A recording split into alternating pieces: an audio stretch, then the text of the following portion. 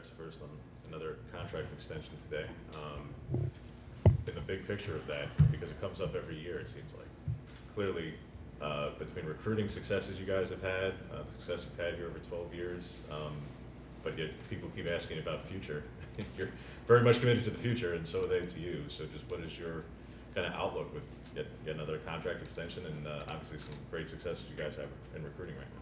Well, first of all, I'm very appreciative of the support from the university, outgoing President Schill, who was great to our staff and our program, and then Rob, who's been behind us, and the people who support us, So it's been a good 12 years. We obviously want to get back to the Final Four. We want to try to win a title, and that's always been our goal. And so, getting young men that want to follow that and having a staff that has that as a goal is what we're committed to. So, we just keep scratching and hope that we get a break and keep everybody healthy and make a run again. But really appreciative of the support, and I came here to coach as long as I could, and I enjoy it. And when you have great staff and good players to work with, it makes it fun coming to work every day. It's early on the workouts, but have you seen any significant improvement by some of the guys? Yeah, I have. Nate Biddle, first of all, and I was after Nate all last year. He and I had more conversations and about playing harder, working harder. But I'm really pleased with his efforts. He's bringing it to practice, trying to play through some bumps and bruises, working on his body a little bit. So he's made a big jump. Dante's healthy, which has been a problem for him. Tendonitis when he got here his freshman year, tears his ACL as sophomore, doesn't get back till December, So in all fairness to him, we've never had an opportunity, first of all, for a summer. I've used it as an excuse, complaint, whatever, but 20 summer, we don't have anything because of COVID. Last summer, we were still shut down. We didn't get much done. And he was ACL surgery, so he wasn't doing anything anyway. We haven't got anything done the last 2 summers, and I think it's affected our team. And this is back to pre-COVID. We're back to having a great summer. Dante's healthy, flying around. Quincy's healthy. He was nursing knees last year. He didn't get anything done last summer. Will didn't get anything done last summer. And Will's been really good, trying to lead. So those 4 guys that are back, I've appreciated Waldo's efforts. He's done a great job. So, no,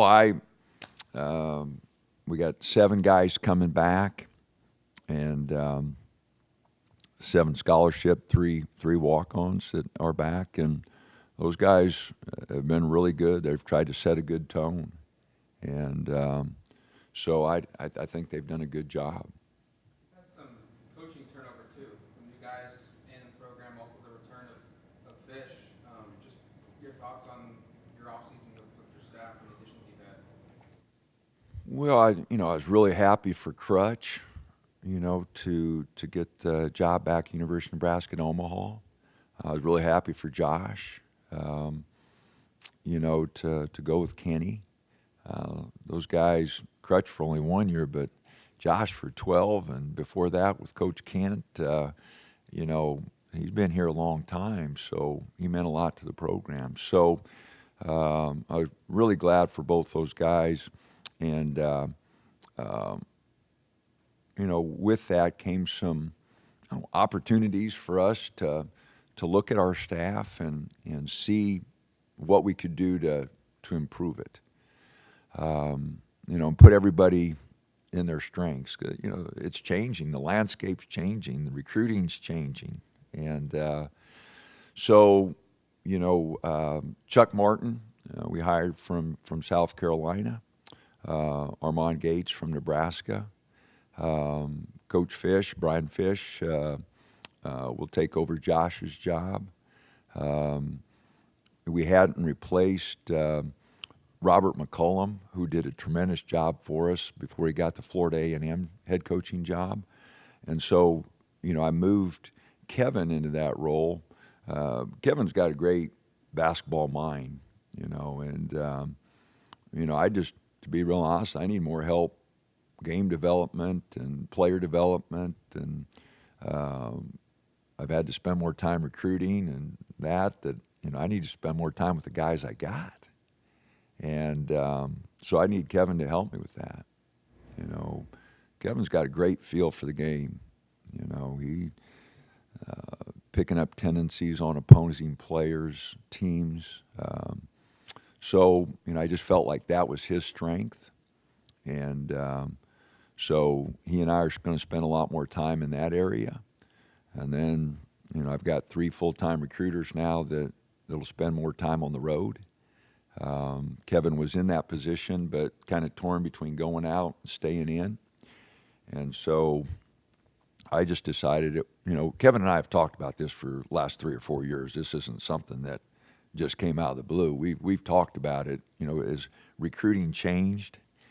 And, I just never felt the time was right. And then when we lost Tony, I thought about it a year ago. But then with Crutch and Josh leaving this year, because Josh also, spent a lot of time with me watching film. And so with Josh gone, I just felt the time was right. So, and then we've got Cliff Spiller. Evan took a job back in Kansas, where he's from. He and his wife are both from Kansas. They went back to Kansas. So we hired Cliff Spiller as our new weight and conditioning coach from the Utah Jazz. And he's just been here a few weeks, but been very impressed with what he's done so far. So, like our staff, like I said, I've been fortunate. I've always had really good guys working for me. And Crutch was the first one that left right away. The guys usually come and stay for a while, but Crutch got tired of me really quick. But, Tony for 11 years, Josh for 12, Kevin's 20-some years, and Fish has been with me 15, 16 years now. So, we've been lucky, Does Mike just kind of slide up the bench a spot, or how do you see this? Oh, I don't get into any of that moving up the bench or moving down the bench or anything. Those guys are they're all in it for the right reasons. They just want to win, so. Kind of the big picture with that, Dan, that between the changes the NCAA is talking about, the transformation committee to lifting staff limits and those things, when you have multiple former assistants now in those capacities, is this part of a long-term plan on your part in terms of, like, when we saw you guys play Baylor last year, it was almost comical in that their bench was, I think they had more guys on the bench in suits than players.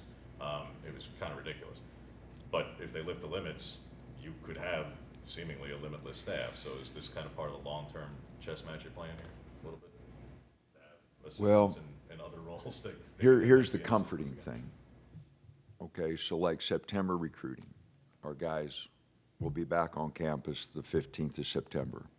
But it's a recruiting period. I'm going to be gone. That's home visits. So I'm gone a lot during September. Knowing that Kevin can run individuals and run stuff while I'm gone, because he knows our system is really good. Having Fish, who can be on the floor also if 2 guys are gone, knowing our system. And so, I'm not the smartest guy, but trying to figure out things that, how they apply to our team. And that's why, it's so important to have Kevin in that position, because if he was gone and we had new guys, the new staff, there's a lot of things we're doing that are new, but most of the stuff we're doing has been done in previous seasons, and Kevin's got a great feel for that, and so does Fish. So when the staff is gone, with the rules the way they are now, they can go on the floor and coach. So it does help us. What have you seen from so far, and what you hope to see in this Canadian trip with three-point shooting in particular, when that was such a point of emphasis and an area you wanted to address this offseason? Well, first of all, we got to get Will some shots. You know, he's so we got to have some guys make some shots for him. You know, Brennan shot it really well. Rigsby, new player. Jermaine Couchnard is a good shooter. Nate's shooting it better. Quincy's shooting it a lot better. So, you know, I think we've got very capable three-point shooters. We took some questionable threes last year, which drove me nuts. You know, there's such a fine line there. You don't want to take guys' confidence, and you know, they got to have a certain degree of freedom. But we crossed that line a number of times. So, you know, shot selection, taking the good ones, getting the right people to shots, all part of it. But I think we've got good enough shooters, you know, and just got to get in the gym. You know, there's no shortcut to being a really good shooter. There's no shortcut. There's no quick fix. There's no anything. You got to get your rear end in the gym and shoot hours and hours and hours, because that gives you confidence. You know you've outworked people. You know you've been in there, and nothing replaces that. So I've been fortunate, man. Kyle Korver, we've had some really good shooters over the years. Those guys have all been in the gym. There's one common denominator. They've been all different sizes, and their shots look different, but one common denominator, they've been in the gym all the time. What did you see out of Quincy getting those minutes for Team Canada this offseason? Well, you know, the big thing, Quincy's healthy. You know, last summer, again, he didn't do anything until he didn't even, first 3 or 4 weeks of practice, he didn't do much last year in October, nursing his knees. And he's bouncing around really good now. So that's been really encouraging. And so, you know, he's gifted. You know, he's got to get on those boards. He's got to keep shooting the three. I like it when he drives it. You know, he's got to get a little bit more comfortable doing that. Perimeter defense, you know, if we're going to play him a little bit more as a small forward more than a power forward, you know, with the size we got, it gives us some versatility. So, you know, trying to play him more at a small forward, you know, wing position rather than a four or power forward spot, you know, got to get a little bit more comfortable guarding on the perimeter. But, you know, I do like his attitude. He's really easy to work with, you know, and he wants to have a great year. He's really trying to get prepared, and Team Canada was part of that. You know, he spent a month with them trying to, you know, just work on things, and, you know, he's really worked hard since he's been back. How much of the value is, I know the games are always going to be important, but just the practice time you get leading up to 6 weeks or 8 weeks, whatever it is, when the guys come back for the start of camp. How important has this practice been? You know, all I can say is for the amount of money that we spend on this trip, I wish we could do it every year, every other year. I think it's great for the guys. You know, we only get 10 practices, not like we're killing them, you know, but you get 10 practices, you get together. Guys are excited about it, you know, and especially our 3 Canadians, you know, they're really excited about going back. So, you know, I've always loved the foreign trips. You know, we went to Spain, been to Italy since I've been here. This will be our 3rd trip. But I like the trips. You know, I think they're really good for teams. I think they're really good for growing the game. You know, going to Canada and playing in front of some folks. We're going to have a little reunion with some of our former players, and so, you know, I'm excited. I think the players are. We got just 2 more practices. We practice tomorrow morning and Thursday morning. Today's a day off, and then we take off Friday. And we're not gone very long. We're just gone, 9 days, Friday to next Saturday we get back. So play 5 games in 6 days. We're going there to play. We're not going there to sightsee. We're going there to play games. And so it should be a good trip. The Canadians in particular, Dan, is there, because I realize that again, NIL and legislation, is there something that you hope is in the works by way of some kind of coordination to, because they can't receive funds while they're here? but While they they're in can when States, no, not on this particular trip. The guys were back in Canada, so they had some opportunities, before they came. They were all on that Canadian team that was preparing, so they were in Canada until July, so they had some opportunities there to work on some things. Bartholomew and Kuznar, I don't think we've spoken to you since those additions. Just how do they impact this roster, and just your thoughts on their additions? Well, Keyshawn is really quick. Gives us a gear and explosiveness that our team was lacking. He's got to get a little better on the defensive end and on the boards. Even at his size, I think he can help us because he is explosive on the boards. But he is quick. He can get to a spot. He can get his own shot. He's got experience in our league. So, I told him just play as well against everybody as you did against us, so, but no, he gives us something we don't have. He's got a little pop to his game, a little quicker, and a little quickness, and a little quicker than some of our other guys. So he'll add something. And then Jermaine, and both the experience, for both of those guys. And and Jermaine's a little more powerful, 6'4", 6'5", good build on him. And again, Frank Martin, really good defensive coach. He's got a relationship with Chuck. So I think he can come in and give us stuff right away. So I think both those guys will help us. We need them to. Our perimeter numbers aren't great. So both those guys need to play, as well as Brennan Rigsby, junior college transfer from Northwest Florida, needs to step up and play right away. Getting Will more shots. Does Keyshawn help? Yeah, I think so. I think so, Matt. I think he can get into lanes, create. I think Jermaine can do that. Will's proven he can shoot 40% from 3.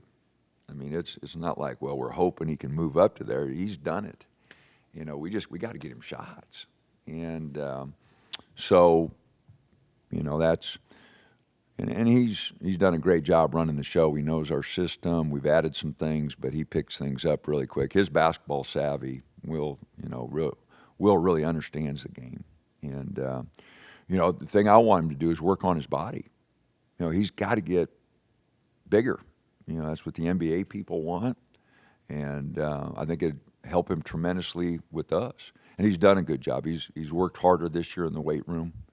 But I think it's something, I just saw what a difference it made for Brooks and Bell and the guys who have really bought in, Pritchard, Duarte, guys that have bought into that weight room. Tyler Dorsey, it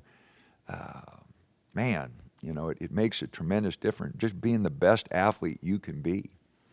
And, watching those guys lift, I should get my ass in there. But, it makes a tremendous difference. And I just want to see Will. I've been impressed with Dante's gains. When you see him, he looks bigger, better. But I think to be your best, you got to buy into all facets of preparation, and that's a big one. And I've seen some changes in Will there, and he's in there a lot more. I think he's liking the way he's kind of changing his body a little bit. So I think it'll just help him get in the lane and finish some more things. Be able to guard a few more things with strength. Doesn't have to put on a lot of weight, but wiry, strong is pretty good for basketball. What's Tyrone's status at this point?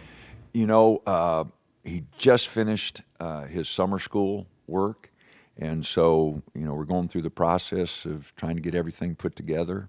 We'll hopefully get everything put together this week, and he'll be here after we get back from Canada. And then I'd be remiss if I didn't ask Dana that it's the big story of the offseason. I realize it's more in the football lens, but you're the statesman of Pac-12 men's basketball, and the league is going to be changing here in the not-too-distant future. What are your thoughts of what do you want the future of the Pac-10 to be? Do you think expansion for whether it's basketball only in something like Gonzaga or San Diego State or whoever or something like that, or a 10-team conference and going back to an 18-game schedule is desirable? Or Well, obviously, it's way above my pay grade, so I have no idea what'll come, of all this. Personally, I'm disappointed because, I loved the 12 teams. I thought it was good basketball. Travel was good.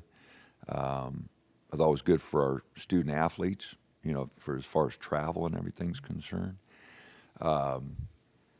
So, it's going to change. I keep talking about we're in a changing environment, recruiting, NIL, and everything. So now we're changing with this. I don't care. I'm just saying personally. What I need to worry about is having the best basketball team we can have. It's obviously not affecting our recruiting. People still, Pac-12, we play nationally, so it's not affecting that. And as long as it doesn't affect the players I can get and work with, what league we're in, where we're playing, we just, I'm not going to make that decision, so I don't worry about it. Worry about those things you can control. I always talk to my team about that, so I probably ought to take my advice and worry about things that I can control or have a chance to control, and that's trying to get the best team we can in whatever league we're playing in. But the 10 teams, if we can work out, we do have the West Coast time zone. If we can work some details out, I do worry about other, our other programs here at the university, if we don't get the television revenue, I don't think football will suffer because we have to have football go. I don't think we'll suffer greatly, because, but some of the other programs that don't generate the revenue are dependent on, the TV money, and our athletic departments, dependent on the TV money to stay competitive. And so it is a concern in that regard. But again, we'll survive. University of Oregon, we'll be fine. Something will happen for us, whether it's stay, whether it's go. We want to compete. Our alumni, our people have made that obvious that we want to try to compete at the highest level possible. So, I just don't think that's going to change. Anybody else? Oh, I was going to say, your play-by-play man, Joey McMurray, is a new father now. I saw him the other day, and he said that any day now. Did they have boy, girl? Boy. Any fatherly advice for him, raising a newborn? No, but I hope he looks like mom. So.